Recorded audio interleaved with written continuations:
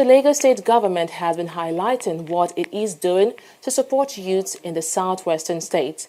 At a mega youth conference in Ikeja, Secretary to the Lagos State government, Tunji Bello, says the current administration has disbursed over 7,000 loans worth 5.8 billion naira to entrepreneurs through its Employment Trust Fund. He also disclosed that the policies of the government has led to the creation of over 25,000 jobs. Our correspondent, Adeshewa Odushoga, now reports. Say welcome to the youth. Gathered here are youth from various local government areas in Lagos State, ranging from artisans, car members, and different youth organizations.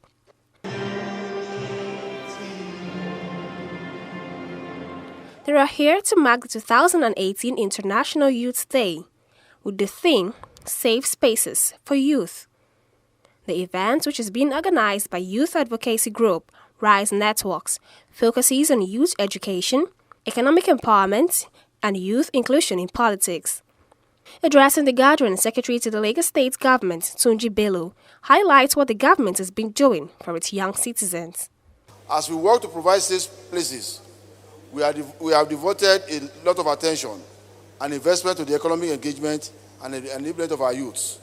Our Employment Trust Fund, since its inauguration in 2016, has disbursed 7,726 loans worth over 5.8 billion to entrepreneurs, creating 25,100 jobs that are now contributing to the growth of Lagos and Nigerian economy. We have also trained over 2,200 unemployed Lagosians for jobs in construction, manufacturing, and garment making, hospitality, and entertainment. Out of these people, 450 trainees have been employed in various businesses in the state. This program, being run by the UN, by the United Nations Development Program, is giving our young people the technical and vocational skills to fill in identified work gaps. Other speakers at the event then take turns to address the youth by offering words of motivations. I wanted to think of something that nobody else was doing that would be new, so that I don't have to compete with anybody. And I'd been working, so I'd started, when I first wanted to be a doctor, I'd seen the program Flying Doctors that had air ambulance on it. So that was my favorite TV show growing up. So when I researched about Nigeria and I found out, okay, nobody's doing this thing, I thought that was the best business for me to go into, rather than going into a business where I'd be competing with people that were already well connected, that perhaps went to university here, that knew people and had lots of capital. As an entrepreneur and one who's deemed successful in his field, what exactly makes you successful? Is it the fact that you're making money from the activity, or that you're recognized for your own achievements and contribution towards your industry? I had to change my own narrative of success. Relying on money when there's no money meant you were a failure. Your ability to respect the person that is next to you, his demography, his interest or her interest, their personality is the first, most important thing for you to keep in mind. Founder of Rise Networks, Toyosi Akerele Ogunshiji, then explains why our organization is focusing on youth.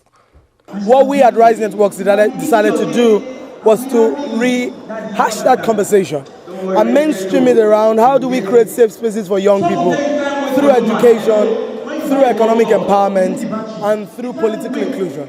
Because those are the three major areas through which, if you give young people a chance, you're able to raise the level of growth and development of any society.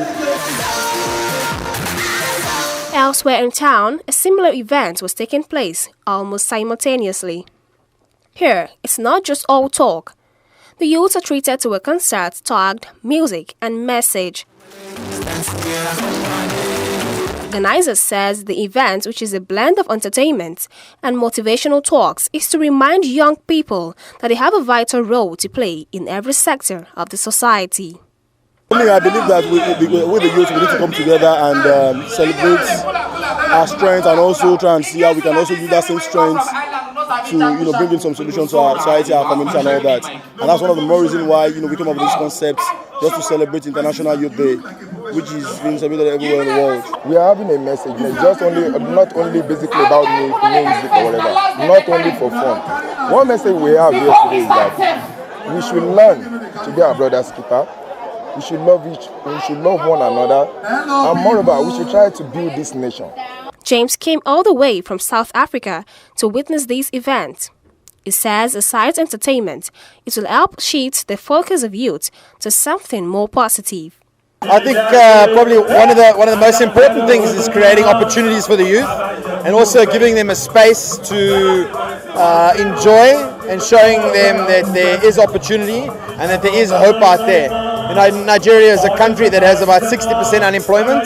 There's a massive youth population that doesn't have a lot of opportunities.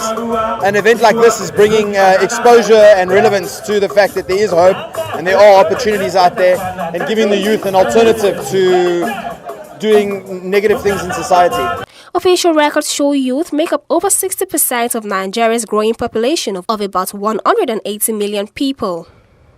The Lagos State government, with the help of United Nations Development Programme, through this conference seeks to empower youth to fill in identified workforce gaps, and as well as encourage political inclusion of young people. Adeshawa Odushoga, TV360, Lagos.